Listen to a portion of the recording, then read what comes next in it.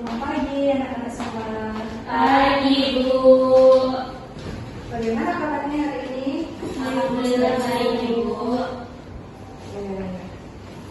Sebelumnya kita absen dulu ya. Ada temannya yang nggak hadir? Hadir semua, hadir, Bu. Kita absen aja dulu. Yang pertama ada Tri Arinda, Hadir, Bu. Fauzia Ramadhani, Hadir, Bu. Wahyudi Dian Ayuanda, Hadir, Bu. David Mulasari. Hadir, Ibu. Ya, masuk semua ya. Oke, sebelumnya kita membaca doa terlebih dahulu.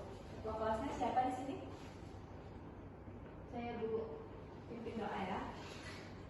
Baiklah, sebelum kita memulai pelajaran pada hari ini, baiknya kita baca doa menurut agama dan kepercayaan masing-masing. Berdoa dimulai. Berdoa selesai. Langsung saja kita masuk ke materi. Apa materi kita hari ini? Ada yang tahu? Ya, Bu. Ready? Materi hari ini yaitu pencemaran lingkungan. Pencemaran lingkungan. Ada yang tahu apa itu pencemaran lingkungan? Teman-teman semua? Ya, Bu. Ya, silakan. Jadi pencemaran lingkungan ini merupakan maksudnya segala sesuatu yang menurunkan kualitas lingkungan dan mengganggu keseimbangan ekosistem, Bu. Ada yang lain? Ada yang ingin menambahkan? Nggak ada. Betul sekali ya para temannya. Jadi pencemaran lingkungan ini didefinisikan sebagai perubahan faktor abiotik akibat kegiatan yang melebihi ambang batas toleransi ekosistem biotik. Nah sebelumnya Ibu mau nanya dulu nih, apa sih itu abiotik dan biotik? Saya, Bu. Ya silakan Pria.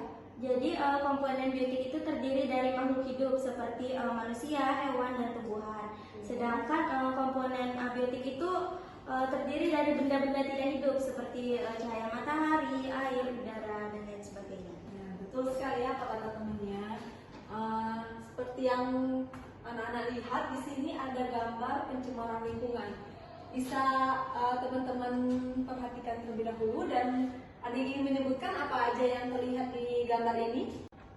Saya, Bu. Silakan. Jadi di gambar pertama itu ada pencemaran udara, di gambar kedua juga pencemaran udara, di gambar ketiga itu ada pencemaran udara juga, keempat dan kelima itu pencemaran tanah, dan gambar terakhir itu ada pencemaran air.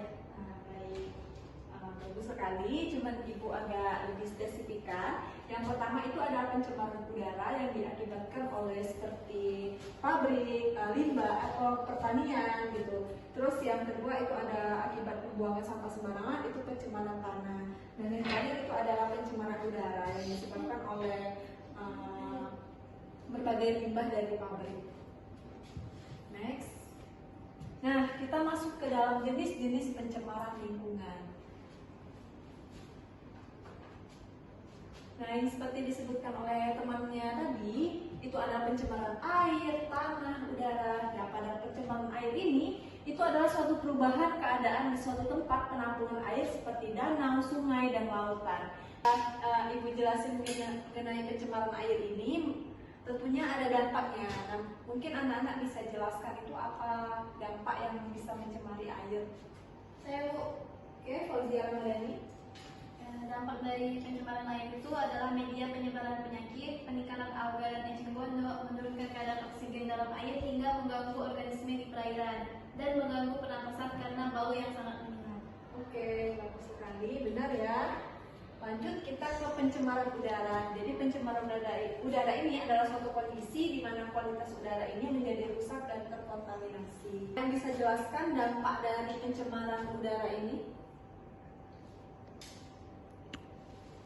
Saya, Bu. Oke, David, silakan. Mungkin dapat mengurangi penggunaan kantong plastik, terus mengurangi penggunaan kemasan sekali pakai gitu, Bu.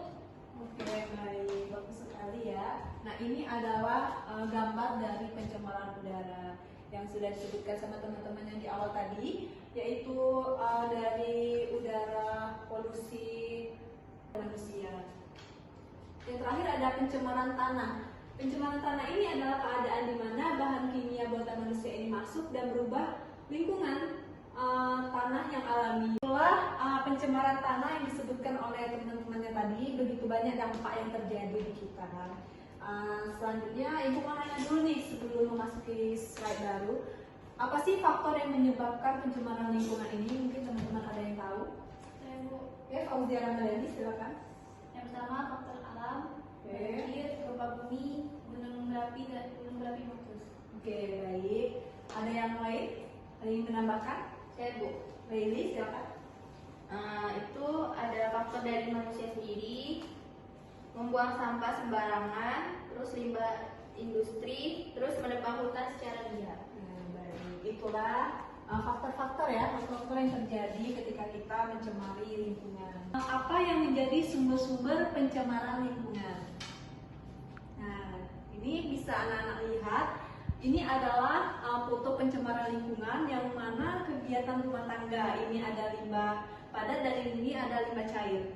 Nah, teman-teman ada yang tahu apa itu limbah padat?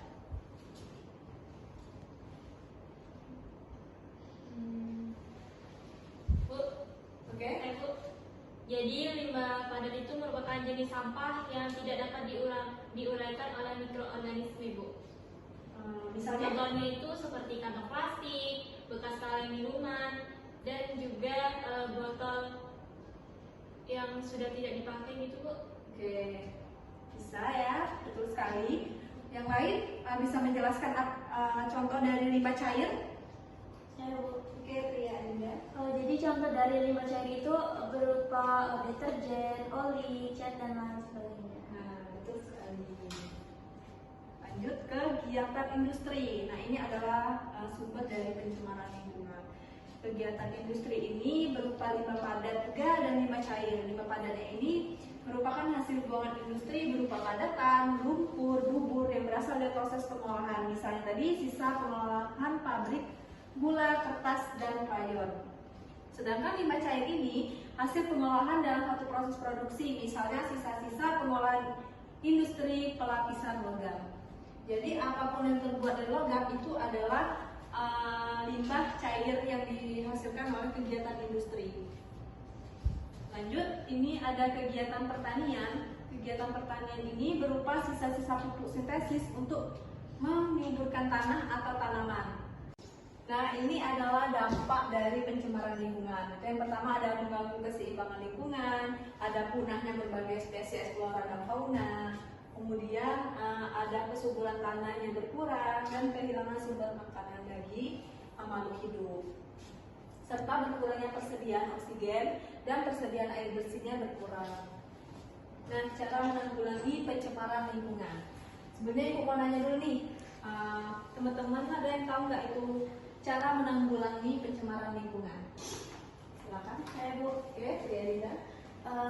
Cara menanggulangi pencemaran lingkungan itu bisa dengan mengurangi penggunaan kantong plastik dan mengurangi penggunaan kemasan yang sekali pakai. Oke, benar ya apa yang disebutkan oleh Ria tadi. Itu adalah salah satu cara penanggulangannya. Kemudian ini ada melakukan penghijauan lingkungan, menerapkan 4R. Ibu mau nanya nih, apa sih itu 4R? Ada yang bisa menjelaskan? Saya, Bu. Jadi, silakan. Jadi yang pertama yaitu reduce atau disebut dengan mengurangi. Yang kedua yaitu reuse atau menggunakan kembali. Yang ketiga yaitu ada recycle yang mendaur ulang. Dan yang terakhir yaitu replace atau mengganti, Bu. Oke, betul sekali ya. Itulah yang disebut dengan 4R. Tidak membuang sampah sembarangan.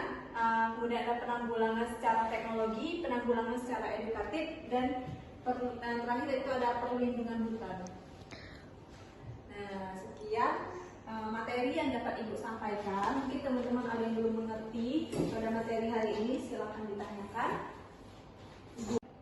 Nah, biar pembelajaran kita tidak bosan-bosan amat, kita nonton video terlebih dahulu.